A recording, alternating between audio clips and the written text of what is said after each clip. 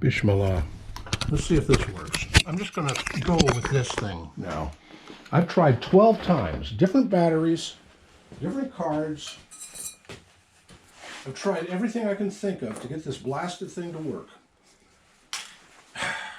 Let's see if this one works, huh? Howdy.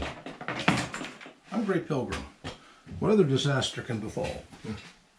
Honestly, I don't understand all of this technical crap with making videos. I don't get it.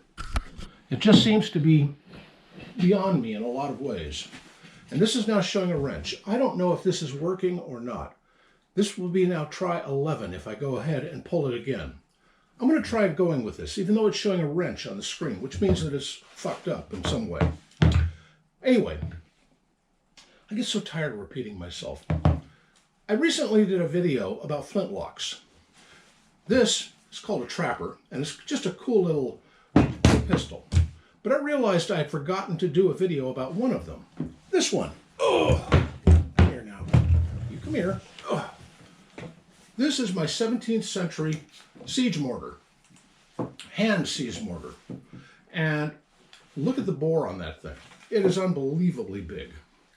This was for shooting off like a clay ball loaded with balls and powder and other nasties, and you shoot it off across over the embankment and into your enemies, and kaboom, and 3 enemy bodies go flying into the air. At least that was the idea. So you get a line of guys with these things. Usually you had 2 guys. One guy would drop a ball in here and light the fuse, and the other guy would pull the trigger.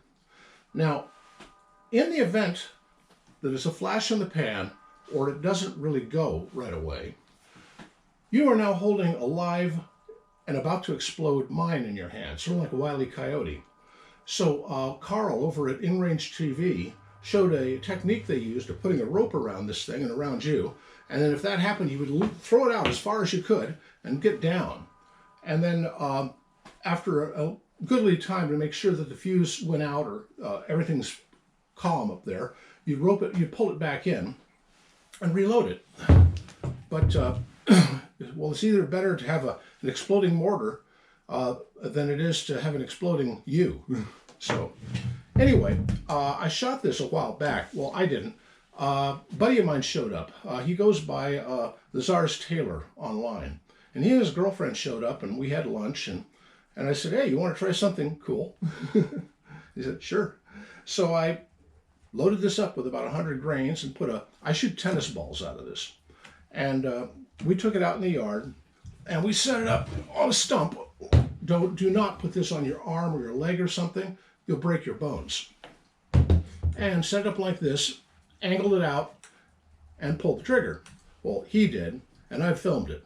And that ball went flying.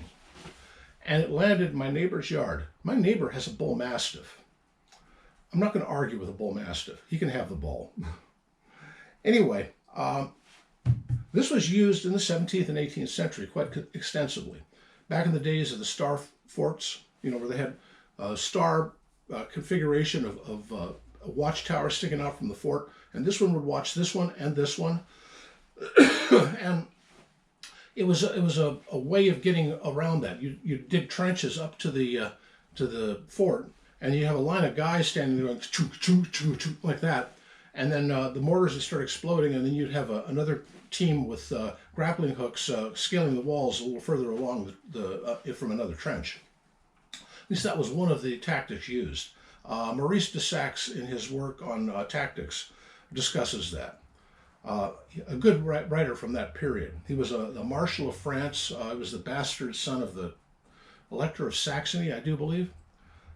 Anyway, also Frederick the Great, Advice to My Generals, another good book to read. If you're interested in siege tactics of the 18th century in Europe, those are 2 good works.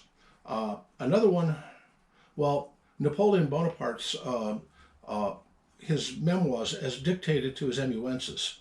It's in 4 volumes, and it's a long read, and it's Napoleon is a blowhard, an egotistical blowhard, but he had some good ideas in terms of artillery.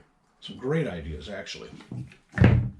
Anyway, this thing is bloody heavy, and I Would not suggest using it these days. I'm sure they have better versions of this. I guess, yeah, this is very much like the little thing was the 203 they sling underneath the M16. Similar. Well, it does the same job. But they did it with this huge brass bell on the tip of it. And it's this is, by the way, is an Indian clone of it. And therefore, one of those Indian pipe bombs, or New Delhi pipe bombs, they call them. I don't think so. I mean, there is enough brass in this thing to contain just about any explosion. So it's a good little interesting item from the 17th century. And I think it's cool. What do you think? If you like it, well, like, share, subscribe, all that good stuff. Happy trails.